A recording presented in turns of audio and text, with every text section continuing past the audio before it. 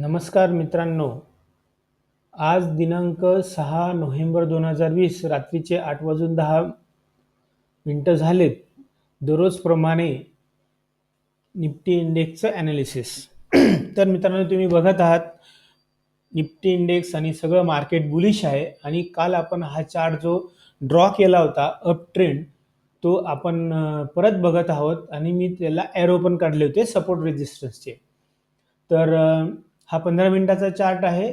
तर बघा, जो आता ॲरो दिसतो इथे, काल निफ्टी क्लोज झाला होता जवळपास 11,121च्या आसपास, म्हणजे 120च्या आसपास. नंतर मी सांगितलं होतं, जर 11,150 हा रेजिस्टन्स आहे, जर तो क्रॉस केला तर निफ्टी वरती जाईल, नाही तर खाली येऊ शकतं. तर आज त्या प्रमाणे 11,150च्या वरती ओपन झाला. एक डीप मारली सुरुवातीला, पण नंतर तिकडनं वरती गेला. नंतर परत बघा, एक ही 10:30ची एक डीप आली, ती पण 11,150 पर्यंत आली आणि तिथून निफ्टी वरती गेला. म्हणजे निफ्टी बुलिश आहे, बँक निफ्टी बुलिश आहे, बाकीचे स्टॉक सुद्धा बुलिश आहे. अजूनही US प्रेसिडेंटचं निकाल लागलेला नाही, तरी पण बायडेन हे प्रेसिडेंट होतील अशा न्यूज आहे, कारण ते क्लोज टू ते वोटिंगचे काउंट येतात त्याच्या जवळपास आहेत. आणि स्टिम्युलस पॅकेज कुठूनही आलेलं नाही आहे, भारतामध्ये नाही, बाहेर नाही, कुठून नाही. तरीसुद्धा वर्ल्ड मार्केट, इंडियन मार्केट त्याच्यामध्ये सर्वात जास्त अपमध्ये जात आहे. तर आता बघा, निफ्टी कुठपर्यंत गेला. निफ्टी जो 12,250चा रेजिस्टन्स होता दुसरा, तिथपर्यंत येऊन तिथे क्लोज झाला आहे, म्हणजे बुलिशनेस आहे.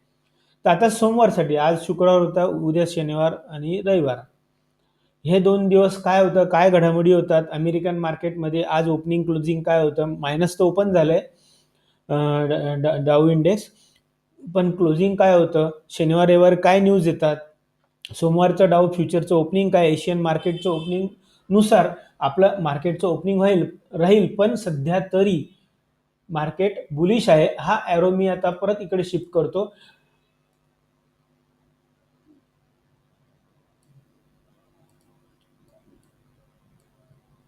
कारण ॲरो आता ह्या साईडला आहे आणि हा ॲरो आता जो खाली होता तो इथे शिफ्ट करतो खालच्या साईडला. म्हणजे आता सोमवारी लक्षात ठेवा, उद्या म्हणजे सोमवारी 12,250च्याच वरती ओपन झालं निफ्टी इंडेक्स, तर तो 12,400 जो लाईफ टाईम हाय आहे त्याच्याकडे जाईल. नाही तर तो 12,150 पर्यंत येऊ शकतो. पण बाय ऑन डिप्स ही पद्धत आहे, हीच तुम्हाला सोमवारी सुद्धा ठेवावी लागेल. फक्त काही निगेटिव्ह न्यूज आली तर 12,150 किंवा त्याच्या खाली जाईल, अन्यथा परत निफ्टी वरती जाऊ शकतो. बाकीचे स्टॉक सुद्धा वरती जाऊ शकतात. फक्त एखादी निगेटिव्ह न्यूजच सुद्धा तरच मार्केटला खाली आणेल, अन्यथा इंडेक्स पण वरती जाईल आणि बाकीचे स्टॉक सुद्धा वरती जाईल, निफ्टी, बँक निफ्टी, दोन्ही गोष्टी. आणि सगळीकडे बाईंग परत बघायला मिळते आहेत. आणि FII मध्ये सुद्धा बाईंग दिसते आहेत. DII मध्ये सुद्धा आणि क्लायंटमध्ये सुद्धा सगळीकडे सगळ्यांची बाईंग दिसते. तर हा अपट्रेंड लक्षात ठेवा. आपण जो वरचा जो रेजिस्टन्स काढलाय तो लक्षात ठेवा, हा रेजिस्टन्स पण लक्षात ठेवा, हा सपोर्ट लक्षात ठेवा, हा सपोर्ट लक्षात ठेवा. ह्या सगळ्या गोष्टी लक्षात ठेवा. मार्केट बुलिश आहे. आता आपण अमेरिकन मार्केटमध्ये काय झालं ती सध्याची स्थिती बघूया. तर बघा, डाऊ इंडेक्स हा सध्या -118 आहे, तर -100च्या आसपास आहे. ओपन झाला पॉझिटिव्ह, पण नंतर सेलिंग बघायला मिळाले, कारण आता त्यांच्या न्यूजप्रमाणे चालणार. त्यांचे इकॉनॉमिक डेटा सुद्धा चांगले आलेत.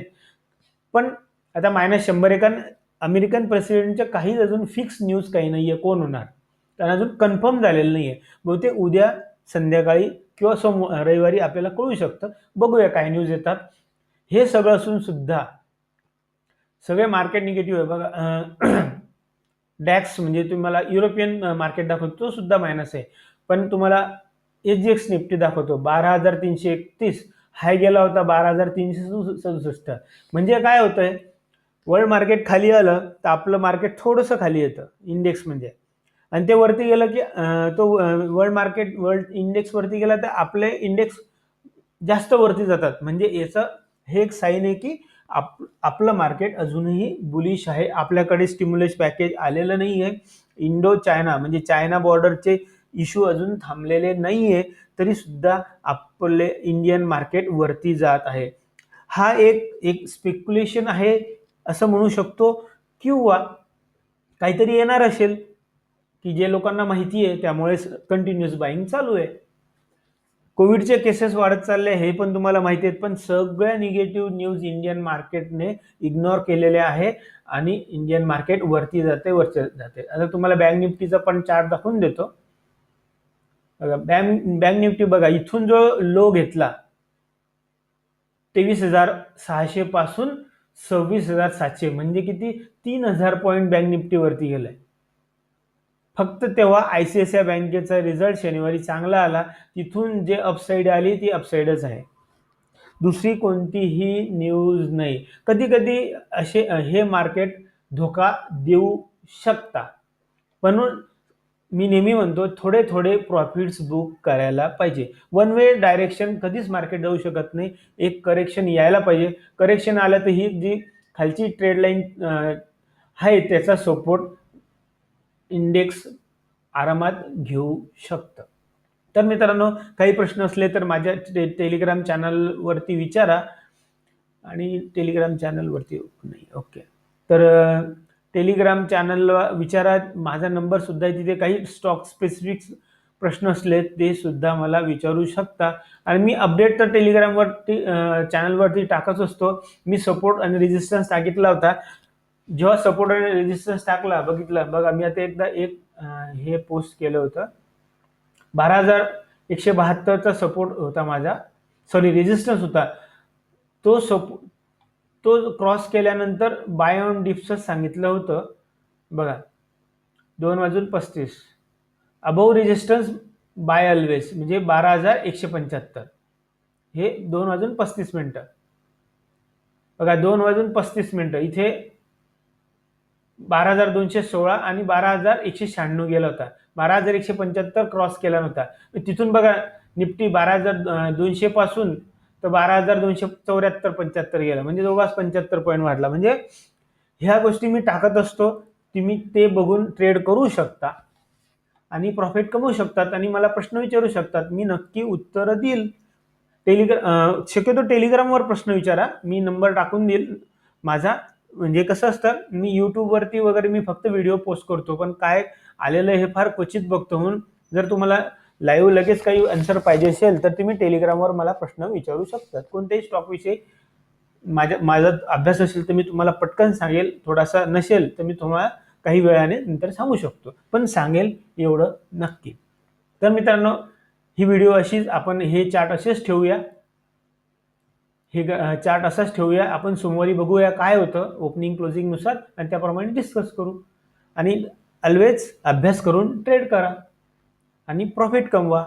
धन्यवाद.